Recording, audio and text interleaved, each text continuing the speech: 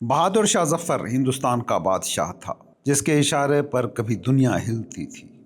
جب وہ قید میں تھا، جب سب کچھ لٹ چکا تھا، جب زندگی اپنی آخری سانسیں گن رہی تھی، تب اس نے ایک شعر لکھا تھا: 2 دن کی زندگی میں نہ اتنا مچل کے چل، دنیا ہے چل چلاؤ کا رستہ سنبھل کے چل۔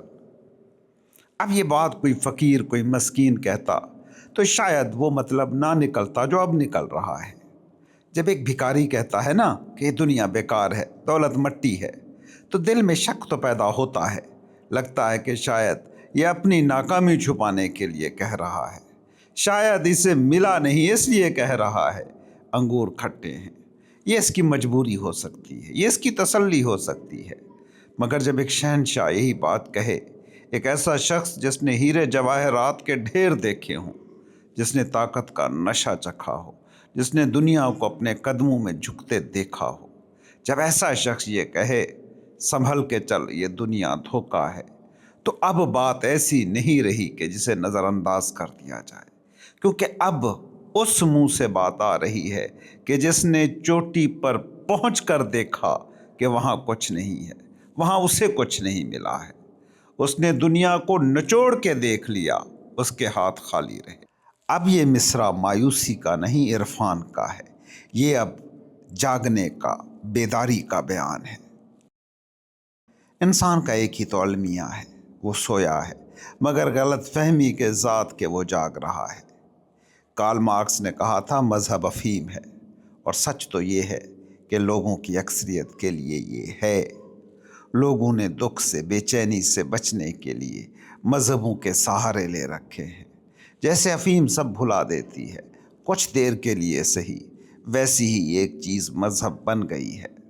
یاد رکھنا، مذہب صرف وہی جو خود اور خدا کا لنک بن سکے، جو جزو کے کل کے ساتھ تعلق کو سمجھا سکے۔ تم مذہب کا استعمال کرتے ہو دکھ بھلانے کے لیے، کسی لالچ میں، کسی ڈر میں۔ امید حور نے سب کچھ سکھا رکھا ہے واعظ کو، یہ حضرت دیکھنے میں سیدھے سادے بھولے بھالے ہیں۔ تم اسی لیے تو عبادت کرتے ہو کہ تمہیں دنیا میں کچھ مل جائے، یا مرنے کے بعد جنت کی حوریں مل جائیں۔ یہ سوداگری ہے، ہوش نہیں ہے۔ یہ بھی ایک طرح کی گہری نیند ہے۔ تم دکھ میں ہوتے ہو تو مذہب کی گولی کھا لیتے ہو تاکہ درد کم ہو جائے۔ تم خوف میں ہوتے ہو، دعا کا سہارا لے لیتے ہو تاکہ ڈر کم ہو جائے۔ لیکن کیا اس سے تم بدلتے ہو؟ کیا تمہارے اندر کی کیمسٹری تبدیل ہوتی ہے؟ نہیں، تم وہی رہتے ہو، لالچی، ڈرے ہوئے، ہوس کے مارے۔ لیکن جاگے ہوں کے لیے مذہب نشہ نہیں ہے، ہوش ہے۔ ان کے لیے مذہب بیداری ہے، مذہب آنکھیں کھولنے کا نام ہے۔ بدھ کا اگلا قول ہے: جو لوگ صحیح طریقے سے بتائے گئے مذہب پر چلتے ہیں، صرف وہی لوگ اس خوفناک اور مشکل ترین موت کے سمندر کو پار کر پاتے ہیں۔ اس چھوٹے سے جملے میں 2 الفاظ بہت اہم ہیں، ایک ہے صحیح طریقے سے بتایا گیا، اور دوسرا ہے موت کا سمندر۔ تم اکثر یہ سمجھتے ہو کہ تم مذہبی ہو کیونکہ تمہارے گھر میں صحیفے رکھے ہیں، تم روز ان کی تلاوت کرتے ہو، لیکن کڑوی سچائی یہ ہے کہ تمہارے یہ صحیفے تمہاری زندگی کی حقیقت سے کہیں بھی کوئی تعلق رکھتے نظر نہیں آتے۔ لفظ بے جان ہوتے ہیں جب تک کوئی زندہ انسان، کوئی جاگا ہوا دل ان لفظوں میں جان نہ ڈالے۔ یہ لفظ آپ کی زندگی نہیں بدل سکتے۔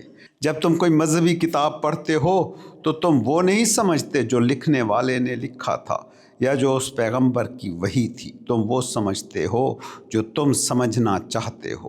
تمہارا اپنا ذہن، تمہاری اپنی خواہشات، تمہارے اپنے تعصبات درمیان میں آ جاتے ہیں۔ تم کتاب کو نہیں پڑھتے، تم کتاب میں اپنے آپ کو پڑھتے ہو۔ ایک پرانی ہندوستانی کتھا ہے، ایک نواب صاحب تھے، بڑے جاہو جلال والے۔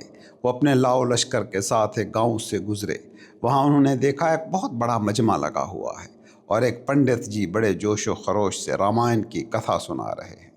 لوگ رو رہے ہیں، جھوم رہے ہیں۔ نواب صاحب نے ہاتھی کو روکا اور پوچھا، یہ کیا ہو رہا ہے؟ یہ کس کی کہانی ہے؟ لوگوں نے بتایا کہ حضور یہ رام کی کہانی ہے۔ نواب صاحب کو بڑا طیش آیا، علاقے کا حاکم میں ہوں اور کہانی کسی اور راجا کی چل رہی ہے، یہ تو بغاوت ہے۔ انہوں نے حکم دیا کہ کتھا بند کرو اور پنڈت کو بلایا۔ پنڈت ڈرتا کانپتا حاضر ہوا۔ نواب نے کہا، تمہاری جرت کیسے ہوئی؟ میرے علاقے میں کسی اور راجا کی تعریف کر رہے ہو؟ آج سے تم رام کی کہانی نہیں سناؤ گے، تم میری کہانی سناؤ گے۔ میں نواب ہوں، میری زندگی بھی تو ایک داستان ہے۔ پنڈت بڑا ہوشیار آدمی تھا، وہ سمجھ گیا نواب کی انا کو چوٹ لگی ہے۔ اس نے ہاتھ جوڑ کر کہا، حضور آپ کا حکم سر آنکھوں پر، میں آپ کی کہانی ضرور سناؤں گا، میں کل سے ہی لکھنا شروع کر دیتا ہوں، لیکن سرکار ایک چھوٹی سی ٹیکنیک کی مشکل ہے۔ نواب نے پوچھا، کیا مشکل؟ پنڈت نے کہا، حضور رامائن کی کہانی میں سیتا جی کو راون چرا کے لے جاتا ہے۔ اب اگر میں آپ کی کہانی لکھوں تو آپ کی بیگم صاحبہ کو کون چرا کر لے جائے گا؟ کہانی میں وہ موڑ کیسے آئے گا؟ کسی نہ کسی کو تو لے جانا پڑے گا۔ یہ سننا تھا کہ نواب کے پسینے چھوٹ گئے، اسے اپنی عزت کا خیال آ گیا۔ اس نے گھبرا کر کہا، نہیں نہیں، یہ تو بڑا مہنگا سودا ہے، میری بیگم کو کوئی نہیں لے جائے گا، دفع کرو اس کہانی کو، تم وہی پرانی رام کی کہانی ہی سناؤ، وہی ٹھیک ہے۔ تم سب اس نواب جیسے ہو، تم مذہب کی کہانی میں دلچسپی تو رکھتے ہو، لیکن تب تک جب تک یہ دوسرے کی کہانی ہے۔ جیسے ہی اس کہانی کا اطلاق تمہاری اپنی ذات پر ہوتا ہے، جیسے ہی تمہاری اپنی سیتا یعنی تمہاری خواہشات، تمہاری عزت، تمہاری دولت خطرے میں پڑتی ہے، تم پیچھے ہٹ جاتے ہو۔ تم چاہتے ہو کہ مذہب تمہیں سکون تو دے، لیکن تم سے قربانی نہ مانگے۔ تم چاہتے ہو کہ تم کتابیں پڑھ کر عالم تو کہلاؤ، لیکن تمہیں اپنی زندگی کا ڈھانچہ نہ بدلنا پڑے۔ اسی لیے بدھ کہتے ہیں، صحیح طریقے سے بتایا گیا مذہب وہ ہے جو کسی زندہ استاد، کسی سچے مرشد سے لیا جائے۔ کیوں؟ کیونکہ کتاب خاموش رہتی ہے۔ تم کتاب کے معنی توڑ مروڑ لو، وہ احتجاج نہیں کرے گی۔ تم قرآن یا گیتا کی آیت کا وہ مطلب نکال لو جو تمہارے حق میں ہو، کتاب تمہارا ہاتھ نہیں پکڑے گی، لیکن ایک زندہ پیر، ایک زندہ گرو، ایک جاگا ہوا انسان تم کو بھاگنے نہیں دے گا۔ وہ تمہاری غلط تشریح پر تمہیں ٹوکے گا، وہ تمہاری چوری پکڑے گا، وہ تمہیں اس وقت تک جھنجھوڑے گا جب تک تم جاگ ہی نہ جاؤ، اور تم زندہ گرو سے ڈرتے ہو۔ تم بزرگوں کی قبروں پر چادریں چڑھانا تو پسند کرتے ہو، کیونکہ پتہ ہے کون قبر سے نکلے گا، کون آ کر کہے گا کہ یہ جھوٹ مت بولو، منافقت چھوڑ دو، مگر زندہ انسان تو آنکھوں میں آنکھیں ڈال کر تمہیں تمہاری اصلیت دکھا دے گا۔ بدھ ایک ٹرم کہتے ہیں، بھو ساگر یعنی موت کا سمندر۔ یہ زندگی ایک بہتا ہوا دریا ہے جس کا انجام ایک سمندر ہے جو ہے موت کا سمندر۔ اس سمندر میں لہریں بہت اونچی ہیں، خواہشات کی لہریں، دکھ کی لہریں، بڑھاپے اور بیماری کی لہریں۔ اس سمندر کو پار کرنا کسی اکیلے تیراک کا کام نہیں، تم کو کسی ایسے ملاح کا ہاتھ تھامنا ہوگا جو اس راستے سے واقف ہو، جو خود پار اتر چکا ہو، وہی تمہیں پار اتار سکتا ہے۔ اب ہم دوسرے انتہائی اہم اور گہرے اصول کی طرف بڑھتے ہیں۔ یہ اصول ہماری نفسیات کے سب سے بڑے مسئلے کا حل پیش کرتا ہے۔ بدھ نے کہا، عقل مند انسان اندھیرے کو چھوڑ کر روشنی کا دھیان کرے۔ وہ گھر بار چھوڑ کر ایسی تنہائی میں جیے جہاں دل کا لگنا بہت مشکل ہوتا ہے۔ وہ خواہشات کو چھوڑ کر خالی ہاتھ ہو کر اپنے من کا میل صاف کرے۔ یہاں بدھ نے ایک بہت بڑا نفسیاتی راز کھولا ہے۔ غور کرنا، جب تم اپنی کسی برائی کو چھوڑنا چاہتے ہو تو تم کیا کرتے ہو؟ تم اس سے لڑتے ہو۔ فرض کرو تمہیں بہت غصہ آتا ہے، تم قسم کھاتے ہو کہ آج کے بعد غصہ نہیں کروں گا۔ تم دانت پیستے ہو، مٹھیاں بھینچتے ہو اور غصے کو دبانے کی کوشش کرتے ہو، لیکن نفسیات یہ کہتی ہے کہ جس چیز کو تم دباتے ہو وہ اور زیادہ طاقتور ہو کر ابھرتی ہے۔ جس چیز سے تم لڑتے ہو تم دراصل اسے اہمیت دے رہے ہو، تمہاری ساری توجہ، سارا دھیان اسی غصے پر مرکوز ہو گیا ہے۔ بدھ کہتے ہیں، لڑو مت، اندھیرے سے لڑا نہیں جا سکتا۔ تصور کرو ایک کمرے میں گھپ اندھیرا ہے، تم لاٹھی لے کر اندھیرے کو مارنا شروع کر دو، تم تلوار لے کر اندھیرے کے ٹکڑے کرنے کی کوشش کرو، کیا اندھیرا اس سے جائے گا؟ تم تھک جاؤ گے، پسینے میں شرابور ہو جاؤ گے، لیکن اندھیرا وہیں رہے گا، اور شاید وہ تمہارا مذاق بھی اڑا رہا ہوگا کہ یہ پاگل ہے، کیا کر رہا ہے۔ اندھیرے کو بھگانے کا صرف اور صرف ایک حل ہے، روشنی لے آؤ، ایک چھوٹا سا دیا جلا لو۔ تمہیں اندھیرے سے یہ کہنا نہیں پڑے گا کہ پلیز تشریف لے جائیے۔ روشنی کے آتے ہی اندھیرا مٹ جاتا ہے، کیونکہ اندھیرا ان اٹ سیلف کوئی وجود نہیں ہے، وہ صرف روشنی کے نہ ہونے کا نام ہے۔ بالکل اسی طرح بدھ کہتے ہیں اگر تمہارے اندر برائی ہے، نفرت ہے، غصہ ہے تو اس سے لڑو مت، بلکہ اپنی توجہ کا رخ موڑ دو، نیکی کا دھیان کرو۔ اگر غصہ آ رہا ہے تو غصے پر فوکس مت کرو، رحم، محبت، ہمدردی کا دھیان کرو۔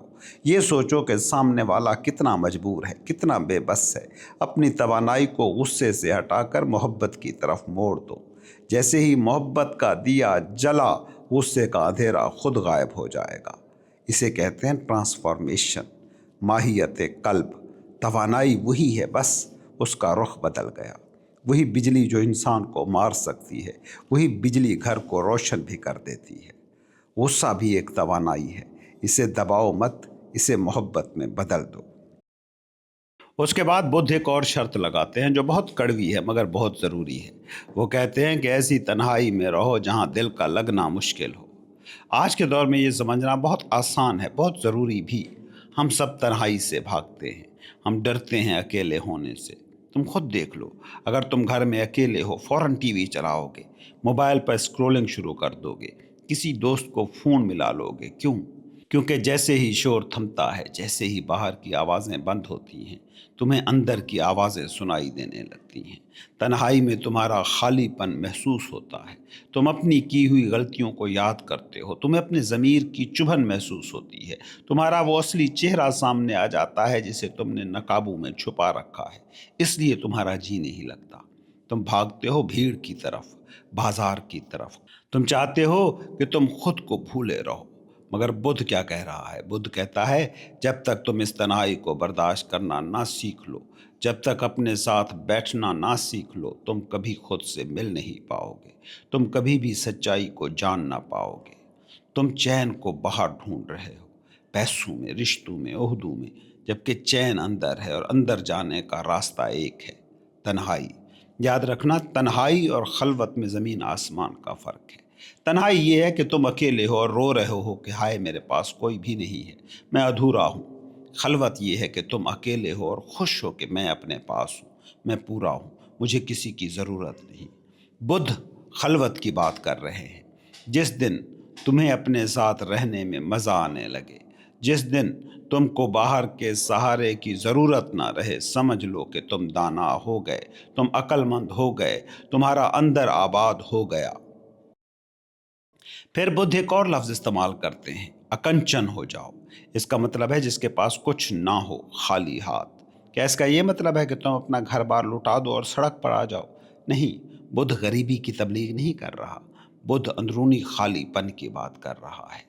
تمہارے پاس محل ہو لیکن تمہارے دل میں محل نہ ہو۔ تمہارے پاس دولت کے انبار ہوں لیکن تم ان کے غلام نہ ہو۔ تم ایسے رہو جیسے تم ایک سرائے میں ٹھہرے ہوئے ہو، ایک ہوٹل کے کمرے میں۔ ایک مسافر جب ہوٹل میں رکتا ہے تو وہ ہوٹل کی دیواروں پر اپنی تصویریں نہیں لٹکاتا پھرتا، وہ وہاں کے فرنیچر سے دل نہیں لگا بیٹھتا، وہ جانتا ہے صبح مجھے یہاں سے جانا ہے۔ تم سب اس دنیا میں مسافر ہو، خالی ہاتھ آئے تھے، خالی ہاتھ جانا ہے۔ سکندر اعظم جب دنیا سے جا رہا تھا تو اس نے وصیت کی تھی کہ میرے دونوں ہاتھ تابوت سے باہر لٹکا دینا، تاکہ دنیا دیکھ لے کہ جس نے آدھی دنیا فتح کی وہ بھی خالی ہاتھ ہی جا رہا ہے۔ جو شخص یہ گہری بات سمجھ لیتا ہے کہ میرا کچھ نہیں ہے، وہ پھر ہلکا پھلکا ہو جاتا ہے، اس کے ڈر مٹ جاتے ہیں۔ چور کا ڈر اسے ہوتا ہے جس کے پاس خزانہ ہو، جو پہلے ہی خالی ہو اسے کون لوٹے۔ جب یہ ملکیت کا احساس تم چھوڑتے ہو، تم خود ہی بادشاہ بن جاتے ہو۔ جو شخص کسی چیز کو مٹھی میں دبا کر رکھتا ہے وہ خود بھی قید ہو جاتا ہے، اور جو مٹھی کھول دیتا ہے ساری کائنات اس کی ہو جاتی ہے۔